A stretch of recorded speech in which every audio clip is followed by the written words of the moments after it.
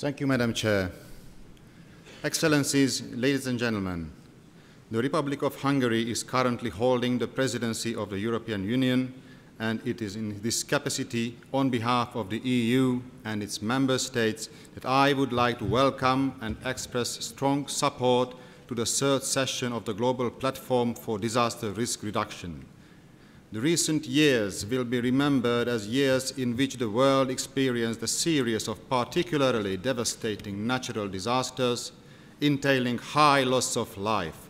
Here, I would like to stop for a moment and remember all those who perished and suffered in the devastating earthquake and subsequent tsunami in Japan. This unprecedented combination of geophysical and technological disasters underlines both the importance and complexity of disaster risk reduction, DRR.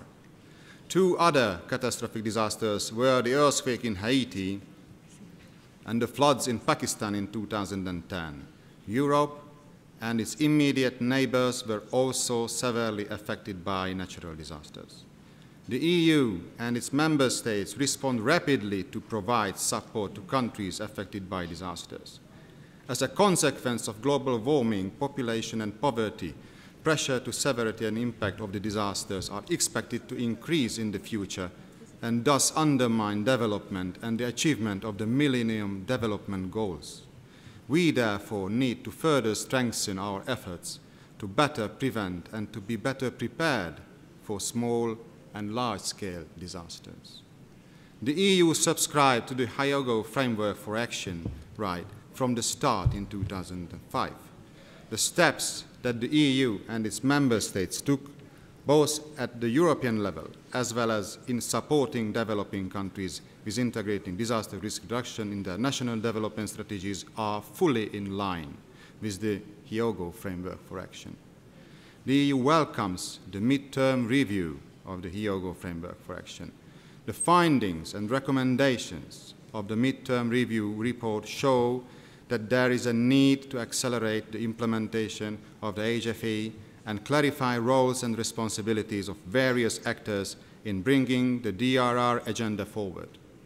The EU also underlines the important role of the UN International Strategy for Disaster Risk Reduction in the field of advocacy, information management, and coordination. The EU has developed and is implementing strategies on disaster risk reduction and prevention both inside and outside the EU. Our objective is to set up a consistent, effective, and comprehensive disaster risk reduction framework, including support to third countries on DRR. Apart from its clear linkage to humanitarian aid and relief, we also recognize the major role that building resilience and disaster risk reduction plays at contributing to sustainable development and achievement of the Millennium Development Goals. Therefore, we encourage clear and transparent risk assessments and risk management cultures, both within and outside the EU. Developing fully fledged risk management policies will require the involvement of a wide range of actors at regional, national, and local levels. The EU is also supporting initiatives and regional coordination efforts to reduce disasters and improve preparedness, including through the development of national disaster risk reduction platforms involving all actors from the development, humanitarian planning, environment, agriculture, and civil protection side. The recent implementation plan of the EU strategy for supporting disaster risk reduction in developing countries for the period 2011 and 14 foresees the application of aid effectiveness principles in DRR, including increased coordination and cooperation between humanitarian and development actors within and outside the EU.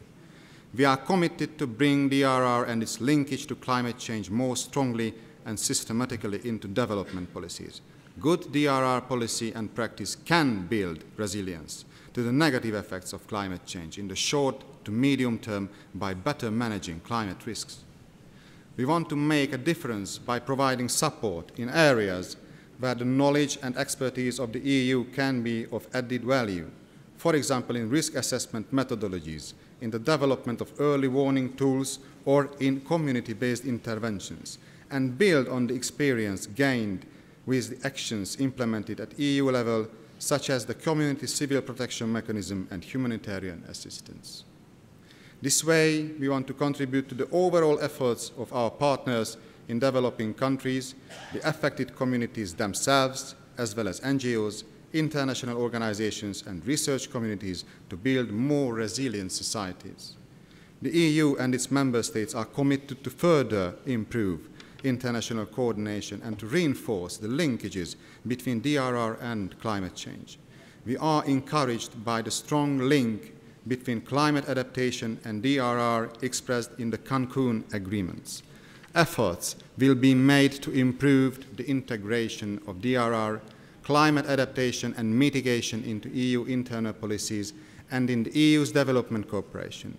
We are committed to promote DRR at regional, national and local level in order to make sure that relevant authorities and stakeholders have the necessary knowledge, expertise and technical tools at their disposal to integrate DRR in their strategies. However, mainstreaming is not enough. We also need to finance concrete actions and mobilize new donors to reduce the vulnerability of people, communities and poor countries to disasters.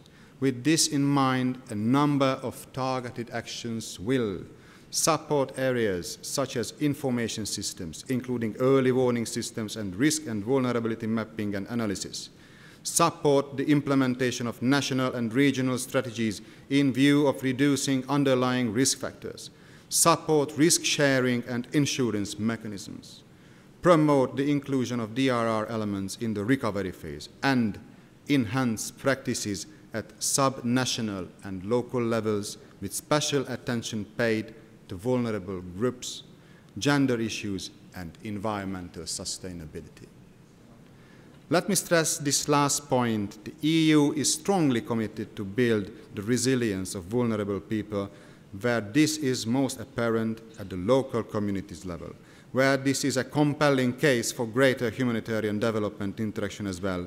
Recovery and linking relief, rehabilitation and development should become a joint policy objective. Post-disaster needs assessment are an important instrument in this respect.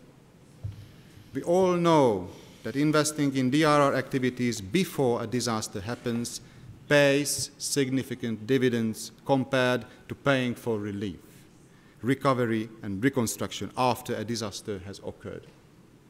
However, we need to build the evidence base to show that DRR not only saves lives, but also saves money.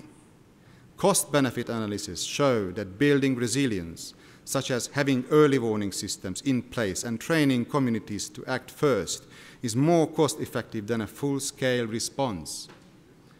We are also confronted with a serious gap between actual and desirable financial means and a strong competition for funding between the different humanitarian and development priorities. Under these circumstances, ensuring cost-effective and improved investment in disaster risk reduction is a big challenge. We need to increase the impact of international, national, and local resources for DRR, also looking at the various innovative financing instrument ideas. Furthermore, we need to give policymakers, businesses, and the general public tangible incentives to invest in prevention. Effective investment in DRR will help save lives, limit damage, and ultimately save money. We have now taken the first steps, and 2011 should be a time for concrete delivery. This global platform is an essential milestone in this process. Ladies and gentlemen, let me conclude by reiterating the strong commitment of the EU to supporting the implementation of the Hyogo Framework for Action and relevant DRR initiatives to build a world where human suffering and economic losses are reduced by increasing capacities to prevent, mitigate, prepare, and respond to the consequences of natural and man-made disasters. Thank you for your attention.